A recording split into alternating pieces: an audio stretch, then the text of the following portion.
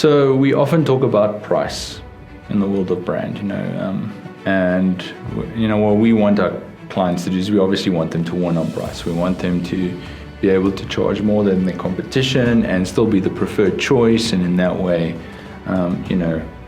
achieve higher margins and better profit. But something that often people confuse is price and value.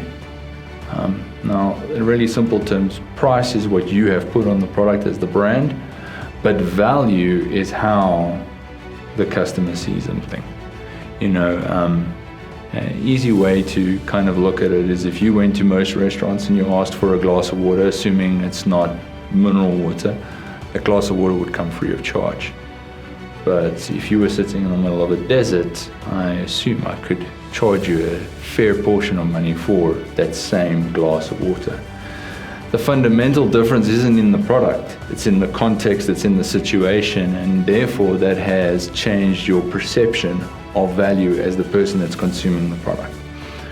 So how do you price your stuff correctly? How do you get to that right price that makes the most sense? Well, you need to understand your customer. You need to understand in what contexts your customer is purchasing what they're given.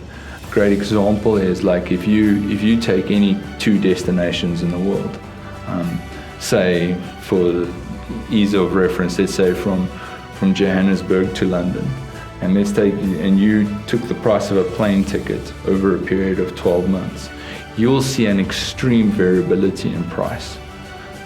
Somewhere in the region of between 10 and even 20x in terms of the low end to the top end.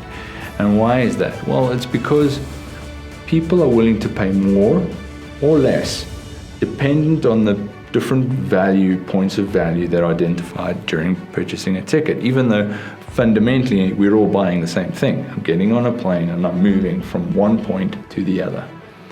But maybe my lifestyle means I want the ability to cancel my ticket 24 hours before the flight and still get a refund.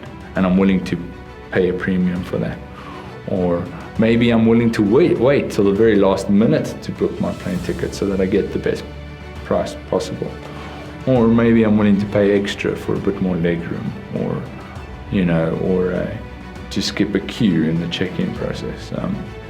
And this is what the airlines have done really, really well most of them anyways, is they understand all these points, all these little moments where a customer will choose to pay more or will opt out of something to pay less. If you think of all the low-cost airlines, now it's fairly commonplace to get onto a plane and pay cash for a cool drink or a cup of coffee.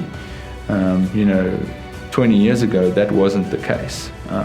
And someone saw a gap in the market to remove all these nice little bells and whistles and really make the ticket price as cheap as possible. So there was a great example of how someone saw there was a gap, but there was a market that would value just that thing and not the extras.